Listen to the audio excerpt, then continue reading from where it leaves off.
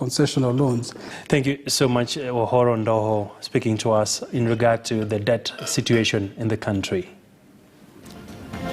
Thank you, Abegina, for that. Now, today the world is paying tribute to all Red Cross volunteers for their contribution in helping those in need. World Red Cross Day is observed on May 8th, the birth and anniversary of Henry Dunant, who was the founder of the International Committee of the Red Cross. Our reporter John Letting is covering this event and now joins us live. Joan, I trust you well. What do you have for us? Well, a very good morning to you, Ashley. It is a good day here at the Kenya Red Cross in Nakuru. Allow me to show you something for just a minute. They have already formed a cross, and yes, that is the situation here in Nakuru. They are actually clapping to appreciate the frontline workers across the country who are giving up what they can to ensure that they save people across the country in terms of floods, in terms of famine, in terms of coronavirus, the fight against the coronavirus pandemic. So these people are actually appreciating them this day during the Kenya Red Cross Day, World Red Cross Day. And well, that is the situation here in Nakuru. That is a symbol of clapping for those who cannot actually hear. And they are actually appreciating those people who are in the front line to just tell them thank you for being there and for helping those who are in need. For just a minute, they will be continuing that, and allow me to just allow them to do it.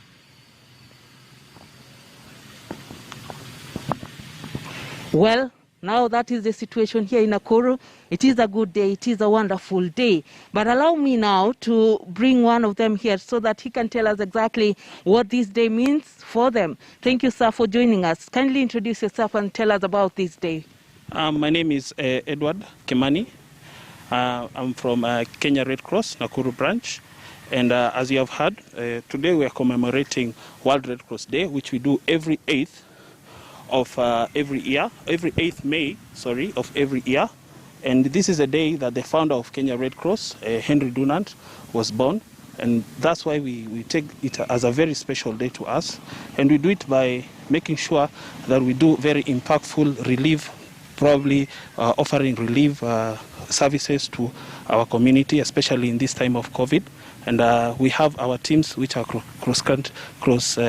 passing the country, and in our county as well, offering relief services and making sure that we sell the mandate of Red Cross to all of them. Mm-hmm. Yes. Speak to us about the many disasters that you have been able to cover yourself. As we're speaking currently, we have been able to go around and sensitize our community on COVID-19 prevention, and as well as we are currently speaking also, there are so many floods that are happening in the country, and we are able to do evacuations for those people who are displaced, and as well as offer donations in terms of non-food items and food items to them as well. Mm-hmm. Yes. Speak to us about being in the front line in terms of handling COVID-19 suspects. It's a bit tricky, but we are very happy that our society has able to empower us as volunteers to be able to cope with it. So we are able to go and give our community members information on how they can be able to prevent themselves. We are able to tell them about social distancing. They need to sanitize at all times. They need to stay at home, as well as they need to be able to seek medical help in case somebody has the signs and symptoms of COVID-19. So yeah. Has there been a point where you're traumatized? Yeah, I would say no one is actually used to being in a disaster situation. So once in a while, it can get overwhelming for maybe as volunteers. But the good thing is, as a society, we have measures where we do what we do.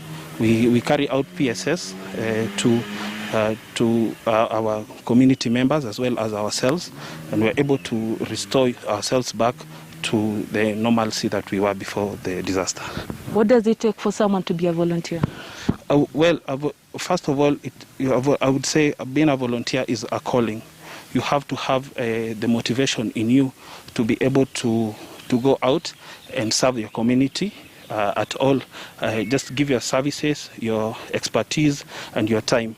So it's basically you have to have that calling, that willingness. And then Red Cross gives you that platform. You can come and join us. Of course, you have to register and give us your details as well. And of course, you get equipped with the knowledge to go and help out there, probably from being trained on first aid, disaster management, fire, safety, and other trainings as well. So it's a matter of the willingness, and then you just come and join Red Cross and have the platform. Most of our volunteers, we recruit them from the age of 18 and above. Yes. Have you been to a place where the people are volatile, and how did you handle it? Yes, we have been in places, especially when there is conflict. You find that people tend to be angry sometimes or feel overwhelmed. We will come back to you later. Thank you so much. Well, that is the situation. Ashley, they are celebrating the people in the front line, especially they are doing it themselves. But as you heard, it is a calling to become a volunteer. And